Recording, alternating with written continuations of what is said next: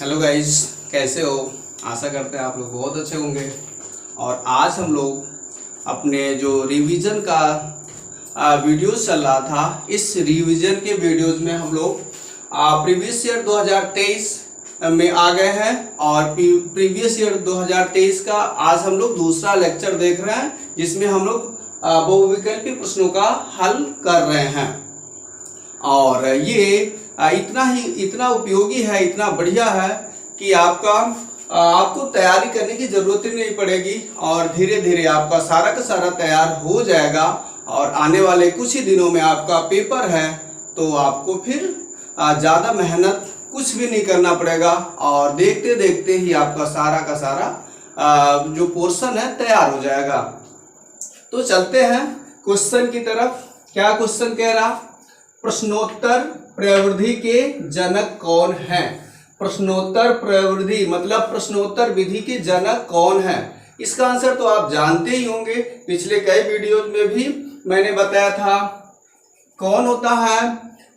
सुकरात है या प्लेटो है या अरस्तु है या डीवी है?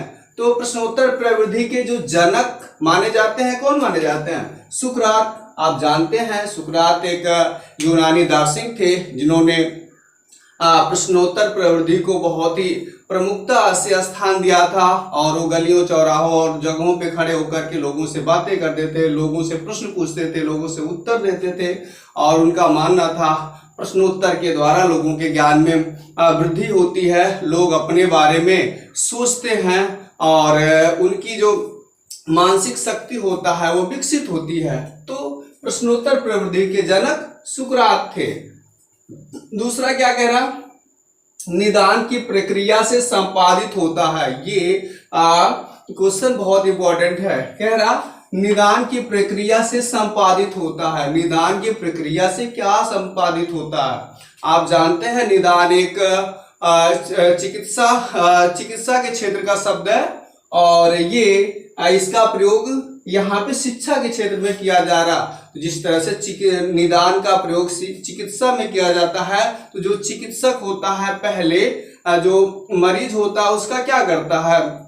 पहले उसका डिटेल करता है और उससे समस्याओं के बारे में पूछता है, मतलब उसकी समस्या का पहले पहचान करता है, तभी तो उसके बाद से उसकी समस्या, उसकी बीमारी का निदान कर पाता है। इसीलिए ये काम शिक्षा में भी ऐसा ही है। शिक्षा में भी पहले बच्चों की समस्या की पहचान करेंगे, उसके बाद से उसकी निदान किया जाता है।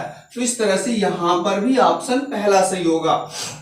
समस्या समाधान नहीं, समस्या की आवश्यकता नहीं, उपरोक्त सभी कोई नहीं, यही सही होगा, क्योंकि चिकित्सा निदान करने से पहले समस्या की पहचान होती है, इसलिए ये ऑप्शन सही होगा। अगला क्वेश्चन क्या कह रहा? सूक्ष्म शिक्षण में किस तत्व का समावेशन नहीं होता? आप जानते हैं सूक्ष्म शिक्षण से भी परिचित हो चुके हैं। सूक्ष्म शिक्षण में सूक्ष्म समय होता है, सूक्ष्म पाठ्यक्रम होता है, सूक्ष्म विद्यार्थी होते हैं, ये सारी चीजें सूक्ष्म शिक्षण में पाया जाता है। सूक्ष्म शिक्षण कोई कक्षा की विधि नहीं होती है, ये जो प्रशिक्षु होते हैं उनके लिए होता है। तो सूक्ष्म शिक्षण में किस तत्व का समावेशन नहीं होता है? सूक्ष्म समय, हाँ ये तो समावेशन होता है। सूक्ष्म कक्षा का आकार कम, कक्षा समय कम होता है और पाठ्यक्रम कम होता है, ये भी सही है। कक्षा का आकार कम होने का मतलब विद्यार्थी कम होते हैं, ये भी सही बात है।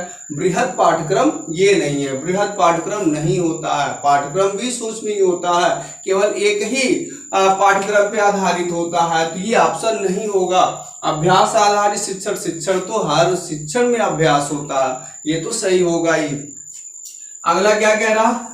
विद्यालय, पाठशाला या विद्यालय, दोनों कह सकते हैं, विद्यालय भी कह सकते हैं। विद्यालय को उद्यान की संज्ञा दी। किसने उद्यान की संज्ञा दिया था? हर्बर्ट ने, मॉन्टेसरी ने दिया था, या फिर फ्रॉवेल ने दिया था, या फ्रैंकलिन ने दिया था? तो आप बहुत अच्छे से जानते हैं कि उद्यान की संज्ञा, ये भी प्रश्न हर साल रिपीटेड होता है। उद्यान की संज्ञा, विद्यालय को उद्यान की संज्ञा किसने दिया?